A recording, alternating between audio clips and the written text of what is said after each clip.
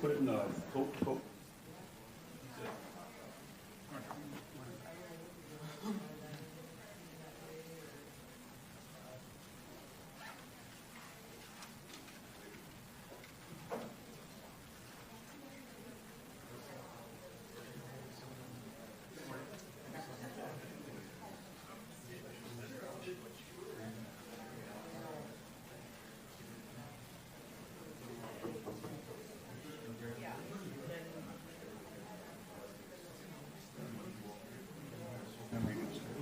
$7 in Virgin Hall, and you can probably come to my house. Okay. We'll connect before the time. Sounds good. Thank you. Tuesday evening. Yeah. I go to Virgin, and they take me right away, and then I go to Winston, and they take me as soon as they can, and then you finish it here at this month's elections, and they start. What's that? You don't have any poll at Winston when you get there? A little less. Yeah.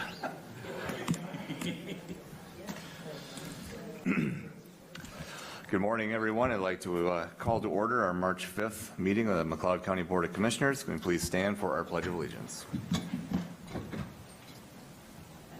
I pledge allegiance to the flag of the United States of America and to the republic for which it stands, one nation under God, indivisible, with liberty and justice for all.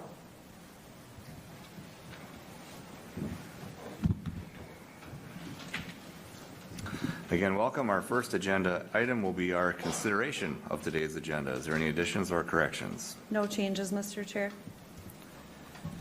Okay, I'll move approval. Is there a second? Motion by Wright, second by Nagel to approve today's agenda. Is there any discussion? Seeing none, we'll proceed to vote. All in favor say aye. Aye. Opposed? Motion carries. Consent agenda. No changes. I move to approve.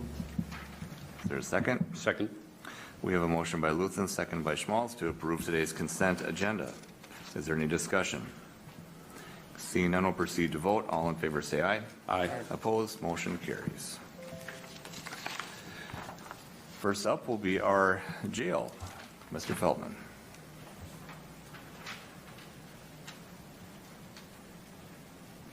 Good morning. Morning. So this morning, I'm here for you to consider approving our Model Jail Practices Grant with the state of Minnesota for 2024. The amount awarded for this year is $64,953.22. I'm going to have Hannah Jerbeck come up because she found this grant, wrote the grant, did everything about the grant. So she'll answer any questions and talk a little bit more about it. Go ahead. You might want to just go over there, it's easier. Sure. Does anybody have any questions, or do you want me to give you kind of the high points? Give us the high points, yes, please. Sure. So with this grant, all the cohorts who were awarded will meet quarterly. So that was, our first meeting was last week. So that was pretty cool to meet with everybody. Just existing staff will be incorporated into this. No need to hire any staff. First and foremost, we'd add some questions into our booking process of one, are you a parent? Then how many children and ages? I'd also like to collect some data as if they are in our McLeod County School District. I think it was Sherburne County last week who gave the statistic that about 25 to 30% of their school district have children of incarcerated parents. Also adding some ACEs, the Adverse Childhood Experiences questions to the booking process. We've incorporated some parenting classes again, but doing some more training for the Parenting Inside Out curriculum. That's what MDH is supporting. So we'll get a few staff, including myself, trained in that, paying for all of that, and then all the curriculum. That can also be added as like a community parenting class too.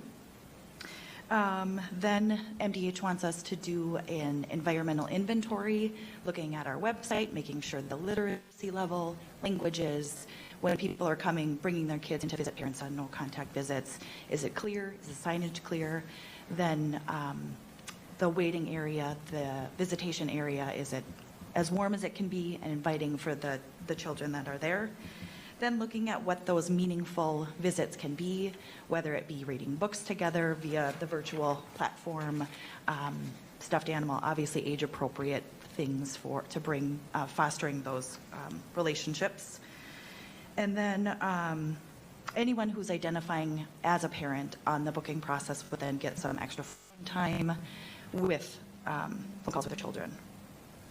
And that's kind of what the goal is of this grant. All right, well, thank you. Any questions for Hannah at all? Mr. Chair, Go ahead. is there a spend by date on the dollars, or is it open-ended? It's a 2-year grant. So it's open within that 2-year timeframe. So you have to spend the dollars within the 2-year time frame? Yes. Okay, thank you. Okay, any further questions or motion to approve from anyone? I'll move to approve. Second. We have a motion by Nagel, a second by Luthens to approve the Model Jail Practices Grant from the state of Minnesota in the amount of $64,943.22. Any further discussion? Seeing none, we'll proceed to vote. All in favor say aye. Aye. Opposed? Motion carries. Thank you. Thank you. Thank you. Public Works. Andrew. Good morning. Morning. Consider awarding SP 043070023 Jefferson Airport Road Roundabout Project to Ramsey Company, Inc. of Minneapolis, Minnesota at a cost of $3,143,651.34 with funds from the highway construction budget. The county received 3 bids on this project. Northern Lines Contracting of Hanover, Minnesota at a cost of $3,463,430.65. Landwehr Construction of St. Cloud, Minnesota at a cost of $3,483,776.38. And Dunick Inc. of Princeburg, Minnesota at a cost of $3,682,711.53. The engineer's estimate for this project was $2,674,691.50. This project received $500,000 in federal HSIP funding. All right, is this the, are we one and done after we approve this, or are there any more pieces that we'll have to approve prior to construction at all? The next item would be the other item, but yep. That'll be all of it then after that? Okay. We will have one more construction material testing coming Okay. for that project. What's the timing of the project right away? Yep, right away, beginning of May through August. Okay. Mr. Chair, I move to approve. And second. We have a motion by Nagel, a second by Schmaltz to consider awarding the Airport Jefferson Road Roundabout project to Ramsey Companies in the amount of $3,143,651.34. Is there any further discussion? Mr. Chair? Go ahead. Yeah. The 500,000, was that granted last year? That is fiscal year 2024 funding. So, fiscal year 2023 funding. We got it all the extensions, got the plans in at the right time. Yeah, it was approved for 23, and we didn't spend it, so Yep. it's still good for today. Thank you. As far as I know, yes. Mr. Chair? Yes. And Andrew, being the engineer's estimate was quite a bit lower than the quotes, is it because the estimates that we put together were not current It was today? I mean, stuff that we were looking at last year's costs? Yes, it was a one-year-old estimate, and then the big items were the concrete numbers came in a little heavier than we were estimating. Thank you. Any further discussion? Seeing none, we'll proceed to vote. All in favor say aye. Aye. Aye. Opposed? Motion carries. Item B, consider hiring Stonebrook Engineering of Burnsville, Minnesota to perform construction inspection and administration on project SP 043070023 at a cost not to exceed $215,000 with funds from the highway construction budget.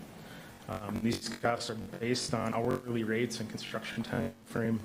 The estimated fee from Stonebrook was $210,570, but actual cost will depend on contractor production rates, weather, and staff need on site.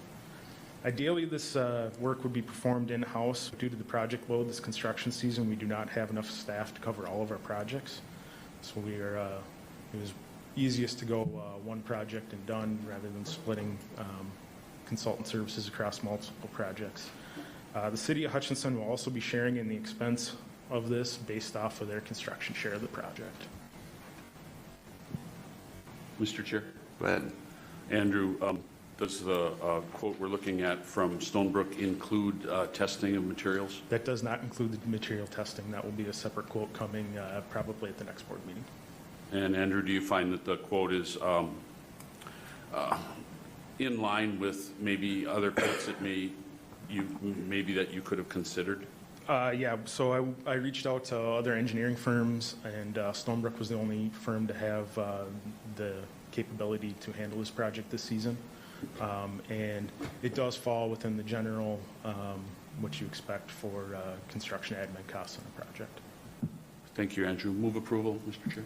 Okay, is there a second? Second. We have a motion by Schmalz, a second by Luthens to consider hiring Stonebrook Engineering to perform construction inspection and administration on the project with a not to exceed $215,000. Is there any further discussion? Seeing none, we'll proceed to vote. All in favor say aye. Aye. Opposed? Motion carries. Thank you. Andrew, one question for you before you disappear. How do you have the overlay on 115 staged with the roundabout construction? Do you have that one ironed out yet?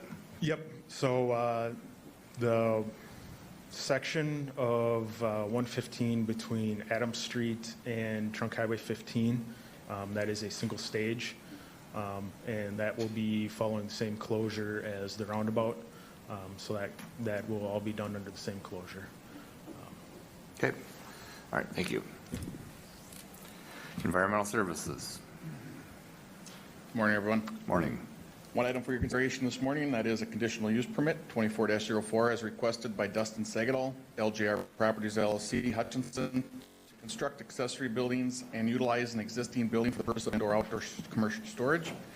This property, previously known as Hutch Auto Salvage, is currently zoned to agricultural and used as a salvage yard. It is 9 acres in size and located in Section 36 of Hutchinson Township. Tracy Snell, Principal Planner for MnDOT Region 8, in Wilmer, provided comment noting that change of use access permit is required. Her comment was that the applicant would need to work with Corey Cack and the permitting office if approved. Hutchinson Township Board recommended approval on February 8th, 2024. The McLeod County Planning Commission recommended approval on February 28th, 2024 with the following condition. Number one, hours of operation shall be from 6:30 a.m. to 8 p.m. The ordinance citation allowing this, and that's one of the reasons why this is on regular agenda today. It states that any structure located on an existing parcel or newly created parcel in which that use of that structure may be changed, altered, or added onto so as to have its present use changed from agricultural to that of non-agricultural primary use. That's McLeod County Zoning Ordinance Section 7, Subdivision 3, Subpart 27. With that being said, John is here. There were concerns in regards to lighting, security, i.e. fencing, and then obviously drainage. So there is a ditch that runs through there. We did have good discussion. There were a few members of the area in attendance, and they were satisfied with the outcome and recommendation from our Planning Commission. So with that being said, I'll turn it back to the board. John with LGR is here if there are questions for him. Okay, questions from anyone? Mr. Chair, Go ahead. seems like everything's been covered. I'll move to approve. Okay. We have a motion by Nagel. Is there a second? Second. Second by Luthens to consider approving conditional use permit 24-04. Any further discussion? Yes, Go ahead. Mr. Chair. Mark, the hours of operation, 9 to 6. The hours of operation were 6:30 a.m. to 8 p.m. And the applicant's intent is to have a gate with a card reader on there Okay. that they would give to the applicants.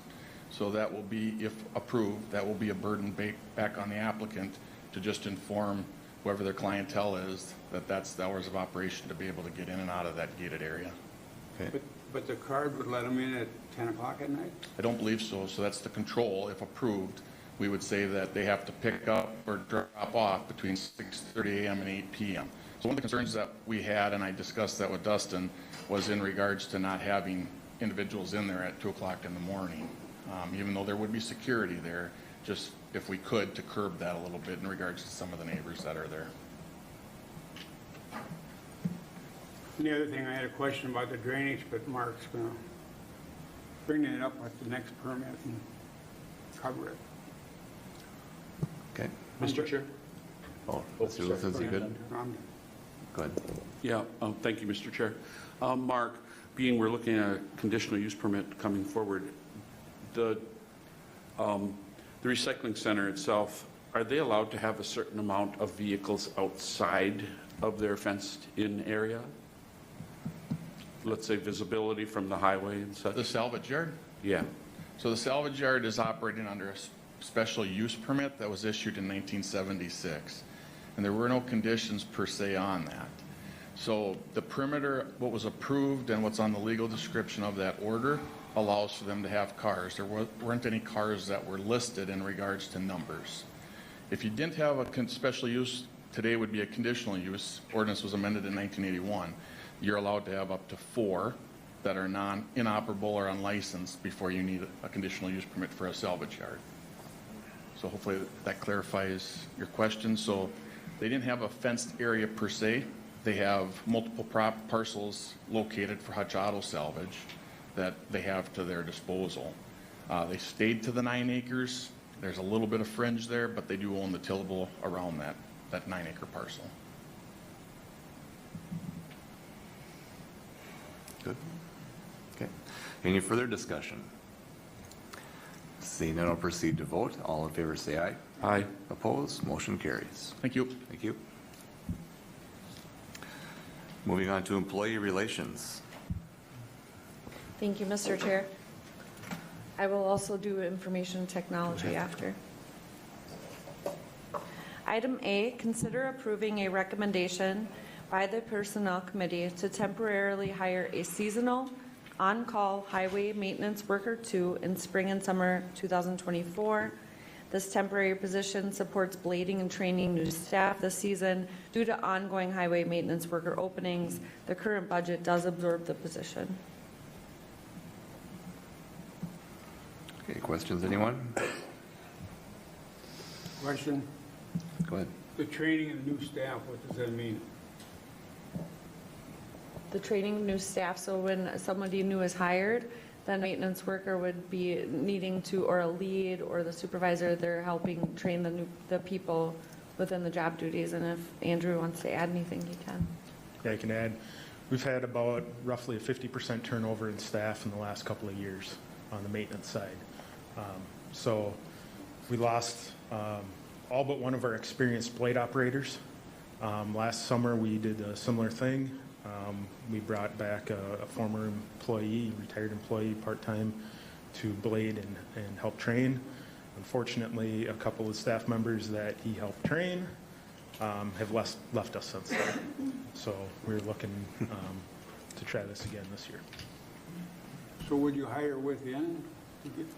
This would be a seasonal temporary position. Okay, Mr. Chair, Go ahead. when I went through the Personnel Committee, at least what sold me on it was the fact that we're trying to overcome some of these challenges with the training issues in the Highway Department, and if we recall, we put that on them to say, you're going to have to train people that are new to the field, because that's the applicant pool that we're getting. So this is overused, but a necessary evil to what we need to do to keep our highway department trained and make sure that they are doing a quality job, which they are. So with that, I'll move to approve. Second. We have a motion by Nagel, a second by Schmaltz to consider approving the recommendation to hire a seasonal on-call highway maintenance worker 2 for spring and summer fall 2024. Any further discussion? Seeing none, we'll proceed to vote. All in favor say aye. Aye. Opposed? Motion carries. Thank you. Item B, consider approving a request reviewed by the Personnel Committee to hire a part-time finance consultant for the remainder of 2024. This position was budgeted for. It assists with training, financial system implementation, and policy updating that was already in progress prior to that individual's retirement from full-time employment. So it says consultant, which is, they're consulting, but it would be our employee, and it's a person who has already been working here, and we would like for them to finish out that project. And would you continue and talk about how this was part of the master plan when we started this out? Sure, and if you want to note anything, you can as well. We've known this for at least a couple of years, that we would have this played into the agenda for requests going, we moved finance to administration, and had cleaned the finance director, changed that structure. This is part of his.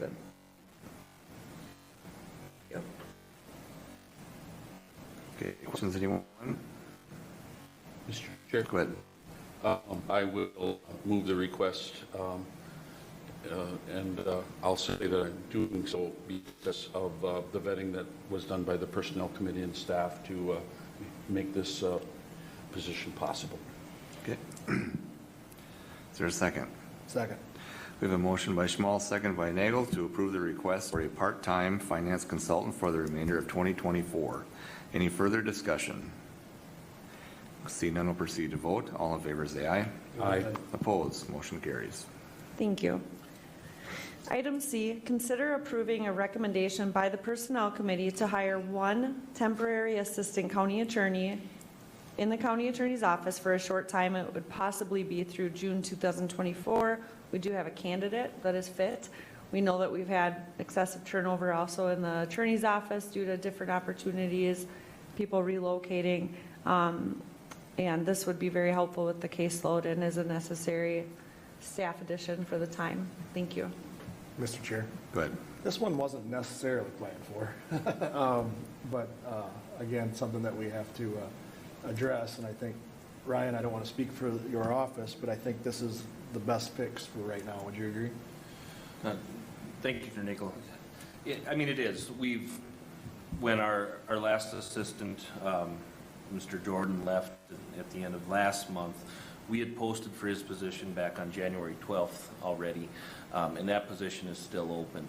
So what I was able to identify, so we're continuing to look to hire for that. We do have some applicants, so some pending interviews, so we're hopeful. But in the meantime, I've identified an individual who's been prosecuting since 2001. He's in a current county attorney's office, and he's actually, between other jobs, he's going to the Bureau of Alcohol, Tobacco, and Firearms soon. But in the meantime, he's willing to step in and help out to cover that gap and to help us catch up on things that get pushed to the back burner when we're short on attorneys, like our out-of-custody charging, cases under review.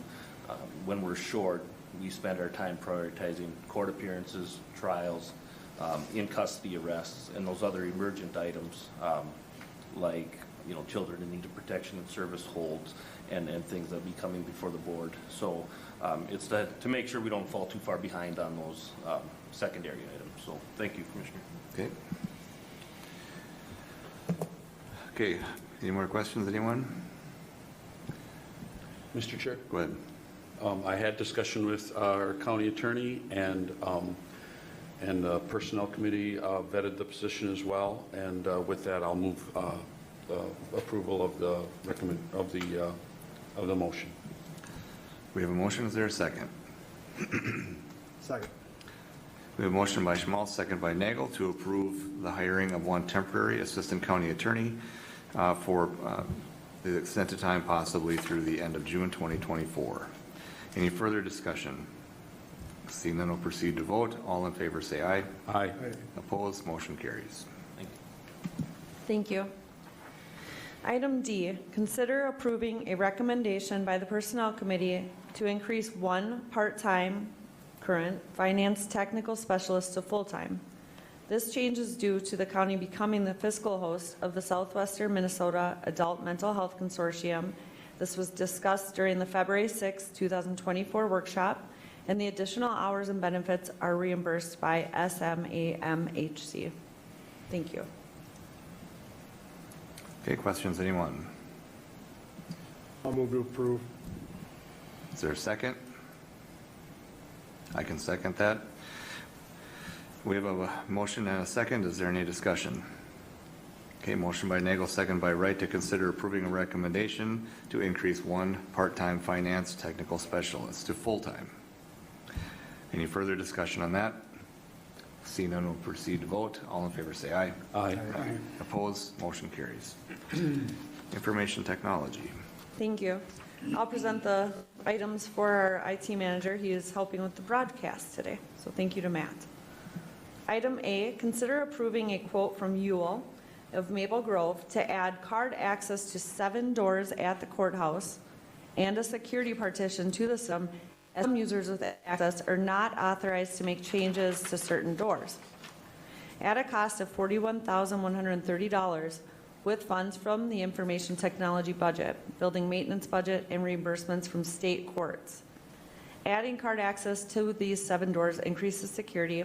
It creates an audit trail of who accesses the doors, 5 of which are doors to IT spaces that house equipment with sensitive information.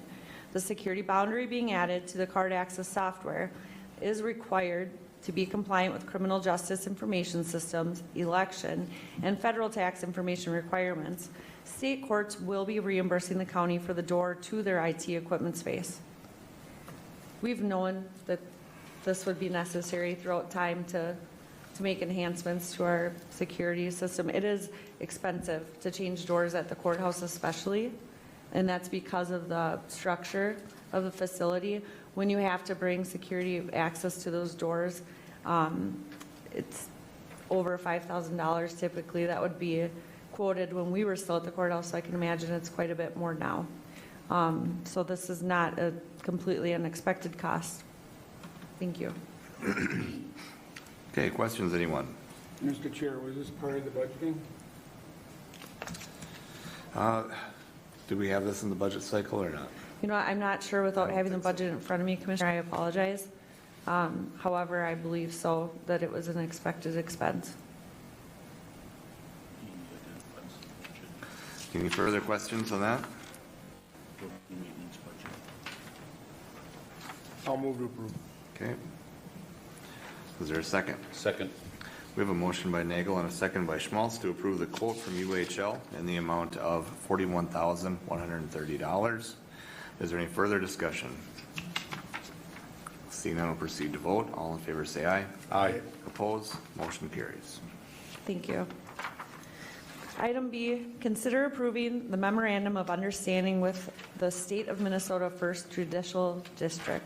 With this MOU, courts will reimburse the county for the cost of installing card access control on the door to the room in the courthouse that contains state court IT equipment. Move approval, Mr. Chair. Is there a second? Second, that's what you were referencing in the last. Yeah, the reimbursement that's Yep. mentioned. Thank you. We have a motion by Schmaltz, a second by Nagel to consider approving the memorandum of understanding with the State of Minnesota First Judicial District. Any further discussion? Seeing none, will proceed to vote. All in favor say aye. Aye. Opposed? Motion carries. Thank you. Just for a note for the commissioners, when we renovated this facility, we roughed in the doorways in many places, even if there's not a card access system or the full control right now, just knowing the challenges that we faced at the courthouse when we have to add one. It can be challenging, but it is, of course, a very aged building. So the retrofitting is more expensive there than it is in our other buildings. Thank you. All right, thank you for Mr. that. Chair. Go ahead. Is this system only for them summer doors? No, this is our full system. So Ewell, out of Maple Grove, they handle all of our card access systems. So they're our contractor that we typically use. Thank you. Okay. Moving on to county administration, our calendars. Mr. Nagel, you ready with yours? Yes. Excuse me. Since the last meeting, we had several redetermination hearings on ditch 18, 19, 32, and then the next day, 26, 27, and 38. All went reasonably well. A lot of questions for the viewers. If I recall right, we didn't give a final approval on any of them because there was just a small amount of questions that the landowners had, so it was important for us, for the viewers, to meet with them. Had a meeting with the city of Hutchinson and Acoma Township regarding culvert construction in Acoma Township and what it meant with the county and the city. Personnel conversations and committee meetings, which we went over already, and then a solid waste advisory board meeting. Okay, I've got quite a few of my meetings are similar with Commissioner Nagels. At a workshop on the 20th, the redetermination of 6 different ditch systems. I also had an additional 7th one, judicial ditch 15, and all of these systems will be coming back on April 3rd for final approval. I did join Commissioner Nagel with his meeting with Acoma and the City of Hutchinson on the culvert issue. Hopefully we can find a way to resolve that. Solid Waste Advisory Committee and also on the 27th Extension Committee met in the evening. Go ahead. Got it. Thank you, Mr. Chair. I'm halfway back to the job, getting healthier. On the 22nd and 23rd were those ditches that we talked about here. On the 26th was a solid waste meeting. And then 27th, the next day at the same office, planning advisory.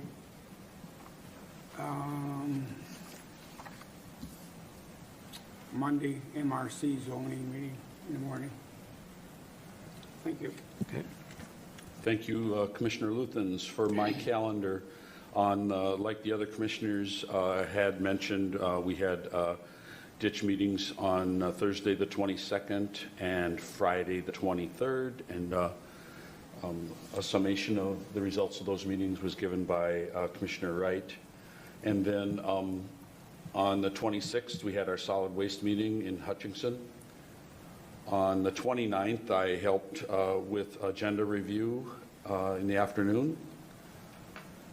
And yesterday, Monday, I attended the MRC meeting, Minnesota Rural Counties meeting by Zoom. Thank you, Mr. Chair. Okay. Anything from the Attorney's Office? Okay, thank you. Back to our Administrator. Thank you. Item A, consider approving the memorandum of agreement for wage schedule implementation with Law Enforcement Labor Services non-licensed sergeants, local number 329, for the period of January 1, 2024 through December 31, 2024. This memorandum echoes, or it reflects the same memorandums that you've seen for the other wage agreements. Thank you. Questions, anyone? Second. We have a motion by Nagel, a second by Schmaltz to consider approving the memorandum of agreement with Enforcement Labor Services, non-licensed sergeants, number 329. Any further discussion? Seeing none, will proceed to vote. All in favor say aye. Aye. Opposed, motion carries. Thank you. Item B, consider approving a $100 change fund, so like a petty cash fund, for each of the campground hosts at Lake Marion Regional Park Campground and Piepenburg. Most campground reservations are, of course, made online. There's occasions when campers drop in to see if there are vacancies. Occasionally, they're not able to complete the online reservation, and in those instances, they could use this cash fund to provide change and to accept cash. Question, Mr. Chair? Go ahead. Are we going from no cash available to the 100? No, this would just make it a separate fund. So anytime that we create a separate fund for any type of petty cash where it's allocated to a certain spot, there used to be one where it was kind of, it was all, you could move cash bags around, and we had an issue last year. One of them was lost or taken. This just helps with our tracking, and it's better for our auditing, and we do need change systems out at those places.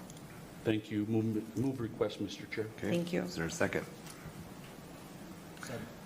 We have a motion by Schmaltz, second by Nagel, to consider approving a $100 change fund for the parks of Lake Marion and Piepenburg. Any further discussion? Seeing none, will proceed to vote. All in favor say aye. Aye. Opposed, motion carries. Thank you. Item C, notification of board workshop following the board meeting on Tuesday, March 19, 2024, here at the McLeod County Government Center in the Martin McLeod Boardroom at 520 Chandler Avenue, North Glencoe, Minnesota. Thank you. Okay, we're to the end of our agenda. Do we have anyone that wishes to address the board for open forum or press relations? Anything? Any questions? Seeing none, we'll then be looking for a motion to recess. Move recess. And I'll second it. Motion by Luthens, the second by Schmaltz to recess until our next board meeting, 9 a.m. Tuesday, March 19th at the McLeod County Government Center. All in favor, say aye. Aye. Opposed, motion carries. Thank you. We'll take a few-minute break, and then we'll reconvene with our workshop.